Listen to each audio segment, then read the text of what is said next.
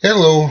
Yeah, it's a nighttime video, so the lighting's not real well. I got one desk lamp there and the ceiling lamp up there, and that's all I got right now.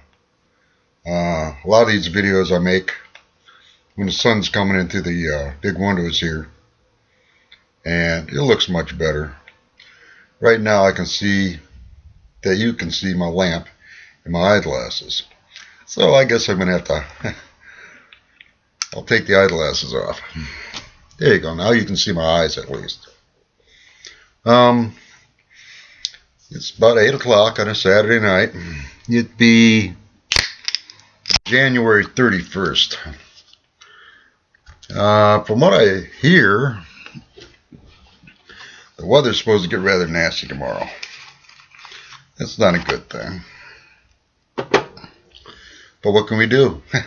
We live in Wisconsin, and it's the middle of winter.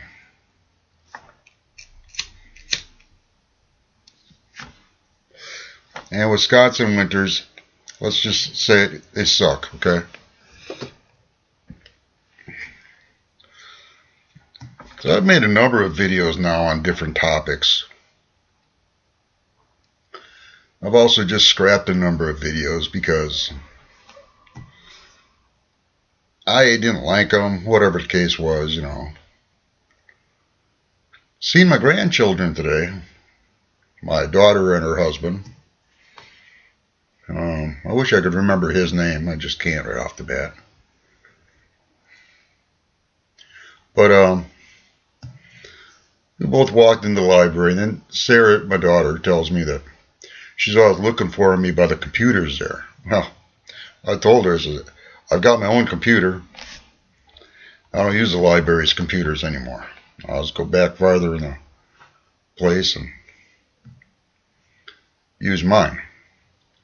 I can make my videos here at home, number one.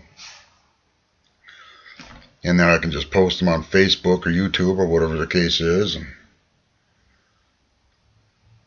and do things that way. I gotta start finding some better subject matter for my videos. I come up with all this. Let's see, I've given my religious views. I've put a plea out there for some woman to please fall in love with me. Oh, yeah, I did that thing. And by the way, that's real. I haven't been in love in a long time, and I wouldn't mind being in love again. Or at least make love again. I've been thinking about playing music. I got DVDs and cassette tapes here and stuff like that, and try and do a little DJ thing, or VJ, I guess you call it now, video jockey. But I don't want to sit here, and talk for a minute and a half and play some stupid song, so I wouldn't mind playing, a song in the background, I guess, while I'm doing something else. But that'd even be difficult because my stereo system is like 4 inches off of a microphone here. So that probably won't work unless I play the stereo real soft and talk over it. I should center myself on here a little bit. There you go. That's a little bit better. As you can tell, I don't plan these videos out at all. I just kick it on. I just start talking. Generally don't have a subject matter even to talk about, usually. A couple of them I did, but not a lot. Tonight is just a Saturday night thing, I'm just making a video. May not even put it out over the air or over the computer, the wire. How would you put that?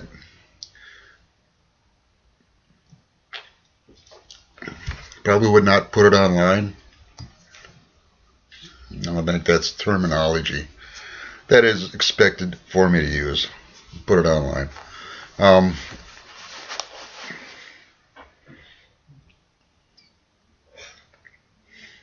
Notice I'm only in my t-shirt tonight, blue jeans, but hey, that's what I could do. I could do a little striptease for you, huh? Take my word for it. You would not be impressed. Not at the age of 59. Almost 59. Not quite. I still got a few more weeks to go. But no. I am 59. I'm going to be 60. He's 60 years old. Unbelievable. Number one, I never thought I'd look this good at the age of 60. I always thought I'd look a little bit more decrepit. I'm definitely bald. Beard's all gray. But at least I'm not all sunken cheeked, and weak, falling over and crap like that. I remember some of my aunts at the age of 60. No, they looked like hell. Some of them didn't even last that long. Some of them died in their 50s. I've outlived so many people. That's the hard thing about getting much older is all the people you hear about who has died. James Miles was a friend of mine that I worked with for a while. He had gotten in a motorcycle accident, so he wore a wig toupee type thing, held it on with a headband. He was a very cool dude. I liked him a lot. He died. I have no idea what he died of, really. Ken Thompson, a friend of mine from back when I was 18 years old, 1973. He was one of the very first Jesus people back in those days. He died of a brain aneurysm, I guess, which might explain the Jesus people thing. He believed the Bible was the Word of God. And he tried to convince me. We worked together. He tried to convince me every minute, every moment we had a couple of minutes. He'd say, Kyle, I used to be a wild guy. I used to pick up all the women. I used to beat people up. I used to do a lot of drugs. And then I found Jesus. Okay, sure. Sure went back to doing the drugs, picking up the women. Don't beat people up. I've never beat up anybody in my life. Well, other than my little sister and my kids when they were real young, well, they beat me up, and I just wrestled them down to the ground.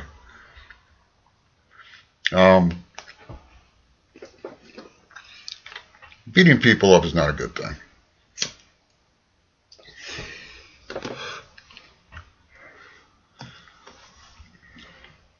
I should get a message to my daughter and tell her that some of these things I've got on video here.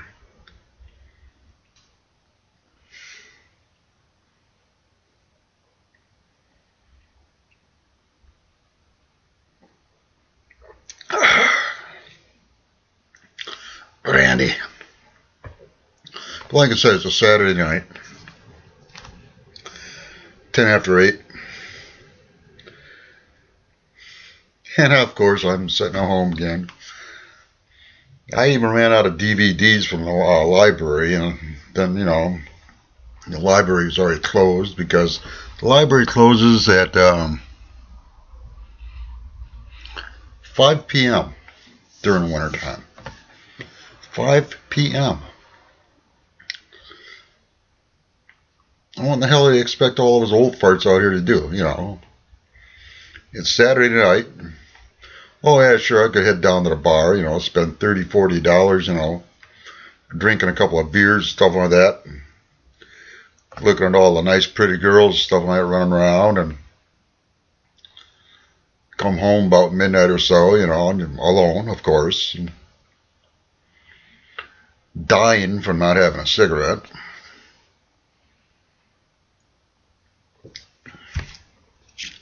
You can't smoke in the bars anymore. There's no indoor smoking anywhere in the city of Waukesha anymore. It's illegal. You simply cannot do it.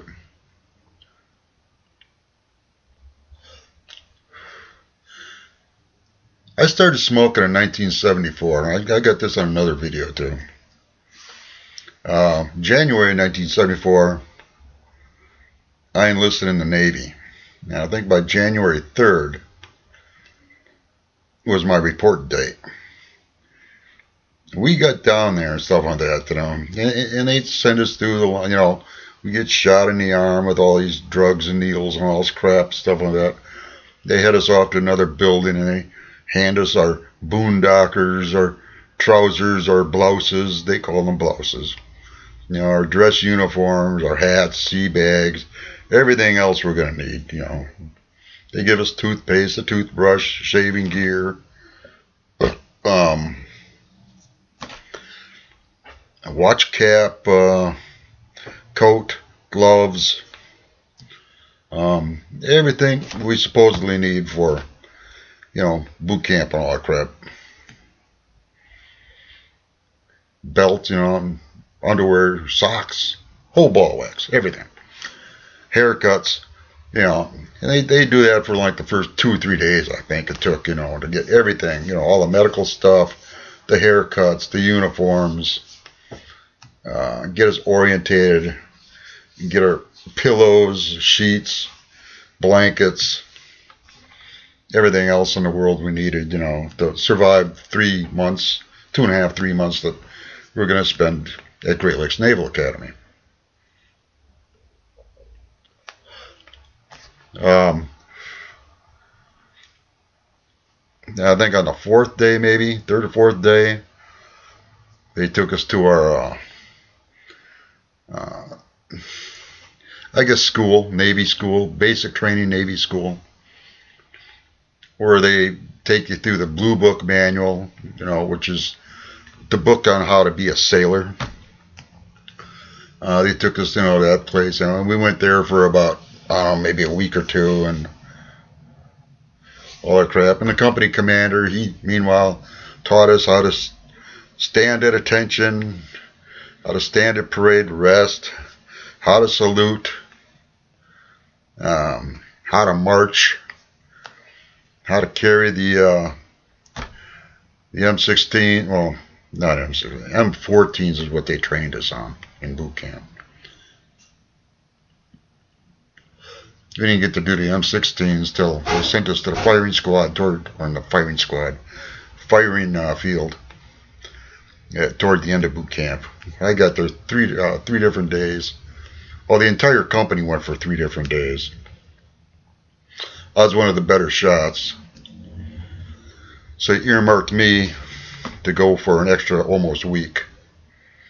You know, because they just wanted to see how good I was and why I was a good shot. You know, okay, I had a .22 caliber as a kid, and I used to shoot at bottles, cans, you know, and sticks and trees, and I'd shoot at birds, squirrels, or rabbits, whatever the case was, you know. I guess I wanted to be a little Daniel Boone or some damn thing, you know, so I was a pretty good shot. So they sent me for an extra, I think 3 days, maybe 4, I can't remember. You know, just to see how good of a shot I actually was, you know. And they declared me a marksman, whatever. Didn't get me much in the Navy that I wanted anyway. So, anyway, did the whole boot camp thing. Yeah, it was a good time, I suppose, you know. It made me 2nd Battalion Company Commander. 2nd Battalion Commanding Officer. Recruit. Our POC, what I did is I led the entire battalion in the graduation ceremony. That's all it was, you know, nothing special, you know. They gave me these little chief stripes, you know, which weren't even actual size. They were smaller size. In fact, I got them on a jacket in the closet in there. You know, but they were smaller than the regular chief stripes, you know, but they were chief stripes, which they put on my uniform shirts You know, that so I could. So over at the drill hall, I was actually recognized as a battalion commander, 2nd Battalion commander, 2nd Battalion recruit commander. That's how it's been said. Which just means that I was the guy who held the sword and did these little fancy arm tricks and stuff with them, and gave commands as to the 3 guys behind me, 1 with a flag and 2 guys just standing basically at attention. I'd bark out an order, they'd repeat the order, and then like about a dozen companies in front of us would perform the command. Now I couldn't just make this stuff up, you know, I mean, I had to give specific orders at a specific time, you know, so that the entire graduation ceremony went off without a hitch. You know, and it wasn't hard, you know, I mean, it was basic, it was simple, it lasted for about, well, all I really did, say a 10 hut, or a battalion, a 10 hut, you know, and then my guys would say, battalion, a 10 hut. The entire battalion go to attention. I'd say right face, battalion right face, and my guys would repeat it. The entire battalion went to the right. Oh no, actually it was to the left. And then forward march. And, you know, my guys repeated forward march. And everybody'd start marching, and we basically marched around the gym. It was like a high school gymnasium in a full circle, you know, so that our parents and all of our relatives up in the stands, you know, could get a chance to see each and every one of us, you know, and they could clap and go, "Way, hey, hey, that's my son, that's my," you know, and all that other crap, and that's what that thing was for, you know. Then my wife, you know, and the other guy's wives, girlfriend, whatever they were, you know, all came in. You know, I'm sitting behind my desk, stuff like that. And the first class petty officer, you know, who basically taught us how to do this stuff, and he comes marching in, you know. So I got my oldest daughter, Cynthia, in my arms, and my wife is sitting there on a folding chair next to me behind the desk. And everybody else is scattered. There's a little couch in there, a soft chair thing, and whatever, you know, and I'm standing there with my daughter. I see the chief come in, you know, so now at this point in time, I hesitated because I knew that we no longer considered him a superior officer, but a superior enlisted man, you know, but I thought for a second, okay, attention on deck, you know, so we all stood up. I've got my daughter here and stuff like this, and her regular little hair and all this stuff, you know, and my chief at that point in time, you know, both of them were black guys, you know, and he congratulated us, sir, thank you, sir, you know, and all that other good stuff, and it was a good time, you know, whatever.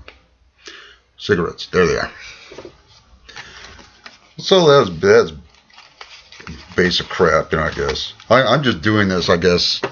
I have no idea. Just to show that I don't always wear outer shirts. I got a t-shirt on now.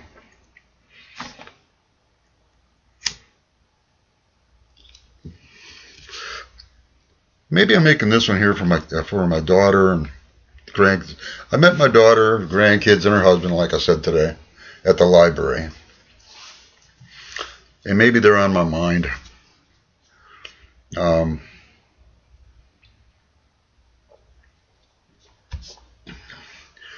So I just want to give a hi. How you doing there, Sarah? The kids. And Sarah's hubby. I can't even remember his name. Her husband's name. I'm sure I got it written down around here somewhere.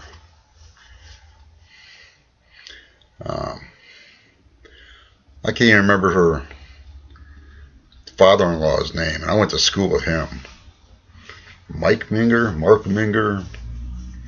Scott Minger, Phil Minger, I don't know. Whoever. I was not real tight with anybody in high school, you know, I mean, other than Darlene Knoll. She was my girlfriend at the time. Well, yeah, there's a couple other guys that I hung with, you know, but not until, like, I was a senior, and two of them were sophomores, and the other one was a junior in high school. And they were, like, still younger than me, you know, and they were trying to gather their credits and stuff like that.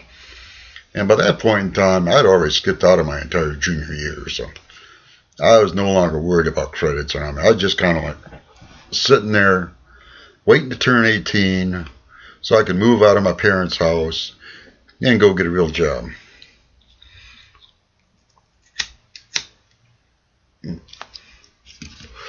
So I turned 18 that March. I didn't graduate.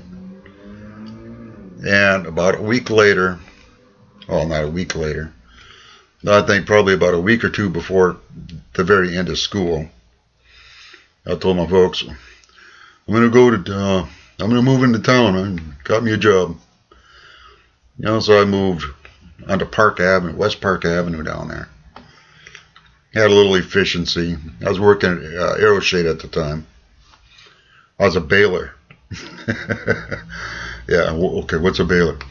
Okay, well, you know a baler in a farm? You know, the tractor pulls with the hay baler. And they tie the twine around the bale, you know, and drop it off in the field, stuff like that, you know, and then later on people come up to them in the wagons, haul it to the barn and all that crap. Well, this is the same kind of baler, only what it did is it baled sawdust and saw chips. Because what they were making is like wooden roll-up windows, window curtains out of wood, and also wooden sliding doors and wood products like that. You know, I mean, I think cabinet drawers, cabinet doors, things, you know. And these are all the stuff that was coming off the planes, coming off the saws, stuff like that, all the sawdust, basically. And they needed people in the baling room to basically bale this stuff up, throw it into the, well, we didn't sell from the dock directly, because people would come and pick the stuff up, you know, for, I know we sold a lot of it to a few different kennels and stuff like that. And what they would do is they'd throw it in the dog kennels and stuff, you know, so any water and crap like that that got spilled, stuff like that, all I had to do was just sweep up the sawdust and it's all gone. And a bunch more of it with the different companies who sold it to car mechanics or things like that to clean up the oil spills underneath the cars and things like that. You know, they use sawdust for all sorts of different crap. You know, so that's what my end of the thing was, you know, I mean, me and a helper, you know, we produced bales of sawdust, and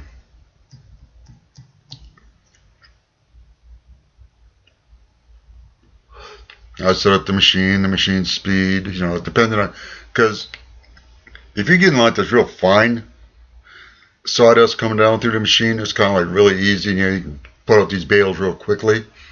But if you're getting like these long flakes of saw chips, basically, but they're real thin, they kind of curl up sometimes, you know, or a lot of times actually they're curling up.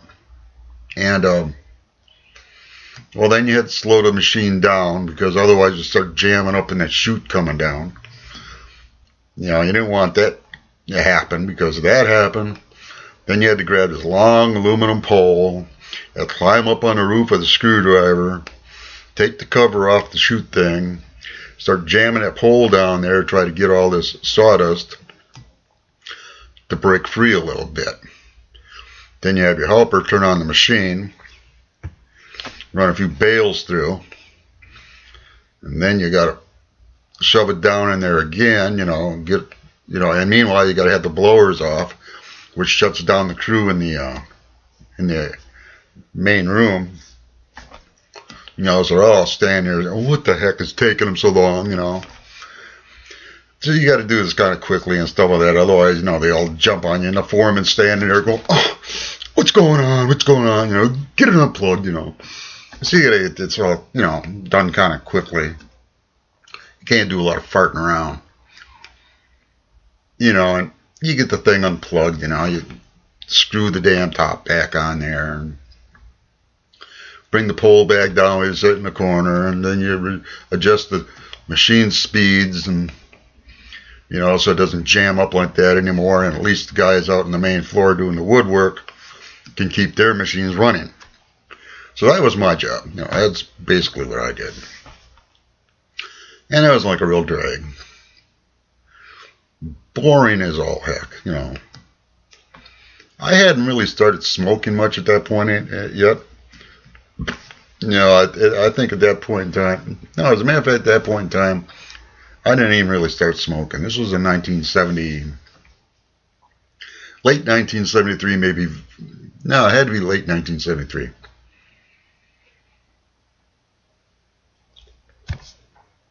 I had maybe smoked a half a pack of cigarettes in my life at that point in time. Didn't even own a pack at home. I always got cigarettes off somebody else. Probably didn't even own a lighter at that point in time.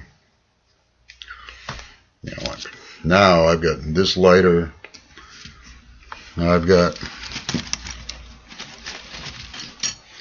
this lighter, a red one, and I've got 3 or 4 others in the kitchen, Bics. I got 4 packs of cigarettes, 3.5 packs of cigarettes right now. But back then I probably didn't even own a lighter. I didn't start smoking, I didn't start smoking. I think I took my own lighter to boot camp with me, just in case.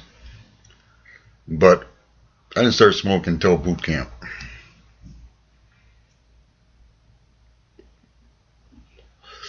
Or maybe I bought my lighter there. In fact, I think I probably bought it's a gold U.S. Navy lighter. Which, I don't know, I assume I still have it somewhere. I won't swear that I got it, but I think I do.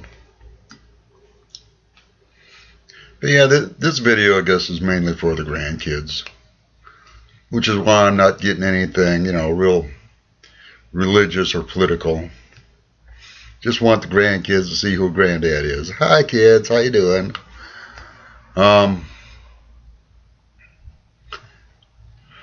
out of boot camp and I married Norma.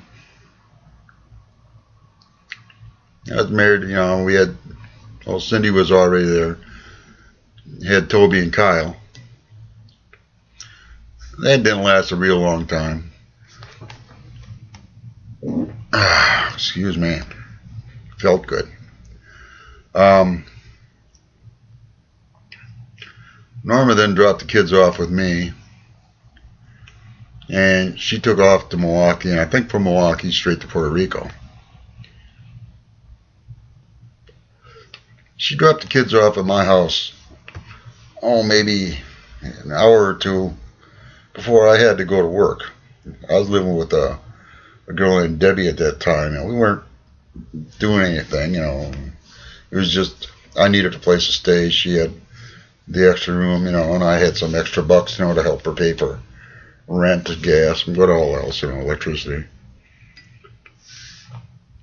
So Norman dropped the kids off with me. So I held on to them overnight. Next day I called my mom and said, Mom, I didn't even get to work last night because Norma dropped the kids off with me, and now she's gone. I have no idea where she's at. She had taken off to Puerto Rico.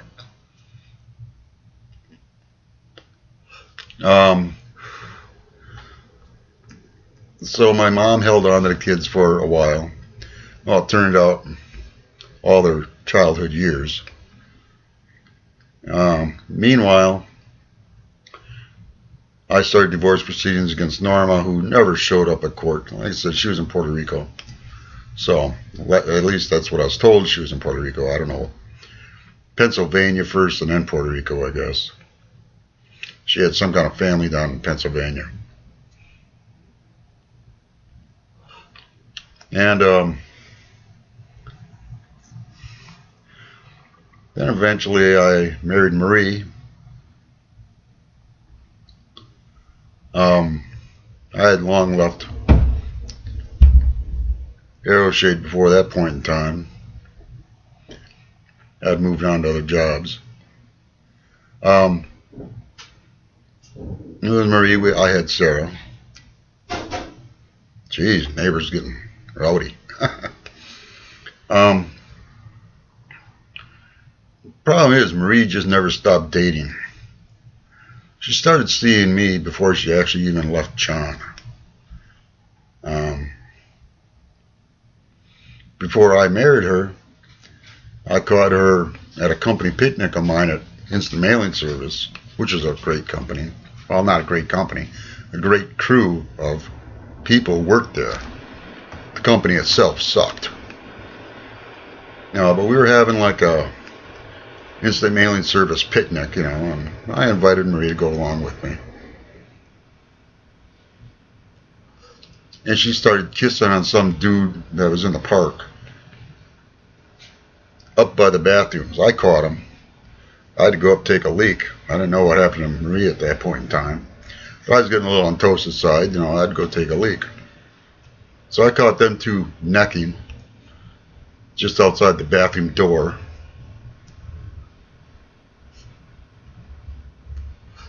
I took my leak. I just said, screw this, I'm going home. Marie and her boyfriend, meanwhile, were walking out. So anyway, she's, oh, Kyle, I'm sorry, it'll never ever happen again. So she ended up, this video is getting kind of long. 22 minutes already. And I'm not really going to keep it at all, but anyway, Marie started out as a cheater. She ended up as a cheater. She had always been a cheater. I married Terry, and Terry lost interest in me because the economy went to hell. I lost my job. End of story. Okay, we're going to end this now.